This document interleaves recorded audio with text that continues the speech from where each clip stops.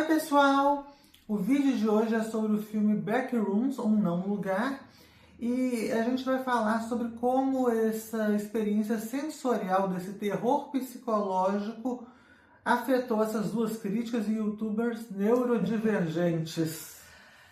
Primeiro vamos explicar o que é esse tal de Backrooms, que começou lá em 2019 com a postagem de vídeos com lugares amplos, infinitos, que você tinha a sensação que entrava num lugar que não acabava nunca, com carpete mofado, móveis parecendo que estão emergindo das paredes. Era como se você tivesse caído numa realidade paralela, tudo muito amarelo, luz fluorescente, ruídos, né, dessa luz, um zumbido constante no ouvido. Aí começou lá em 2019 pela... 2019. Oh. Começou lá em 2019, porque eu estava tentando lembrar o nome da Forchan.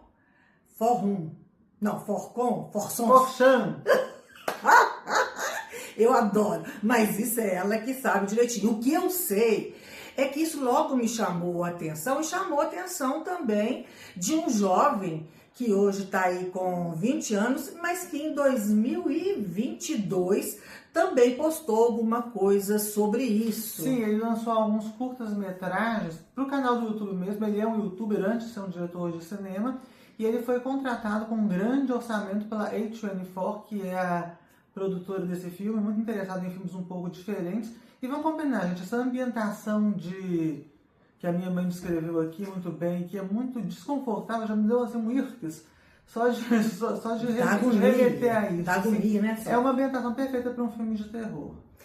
E, gente, e logo de cara chamou a atenção minha, da Sofia, porque mexe muito com esse hipersensorial. E outra coisa também que me chamou a atenção, gente, o diretor, o menino, né, posso falar assim, 20 aninhos. Ele nasceu em 2005, gente. Vocês têm noção que temos um cara que nasceu em 2005 faturando alto nas bilheterias?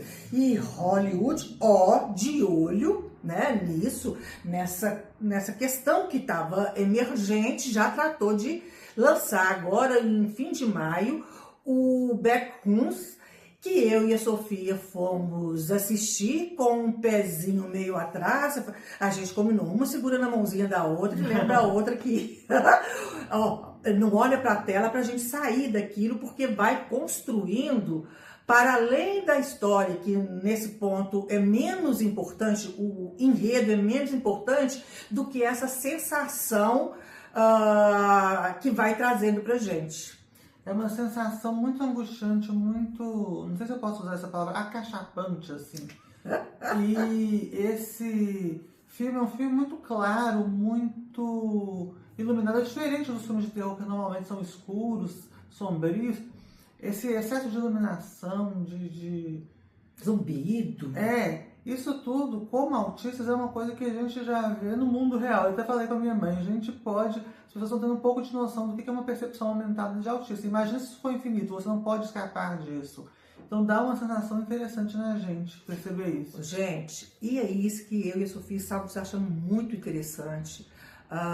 O que as pessoas experimentam como uma onda, né, de um um thriller psicológico, pra gente é muito angustiante, porque tem muitos autistas, inclusive, que não podem olhar para o amarelo, que não dão conta do apelo sensorial que tem o amarelo. E o autista, mais do que as pessoas, porque todo mundo quer ter segurança, o autista tem isso intensificado, e ele tem a sensação de que ele está num lugar que não tem saída. E essa coisa de infinito mexe muito comigo, porque você pensa bem, é como se aquilo não pudesse acabar. E para algumas pessoas autistas, como a nossa abstração é baixa, a noção do tempo também é diferente. Então, às vezes, quando você está no meio de um sofrimento, de uma dor, parece que aquilo é infinito mesmo.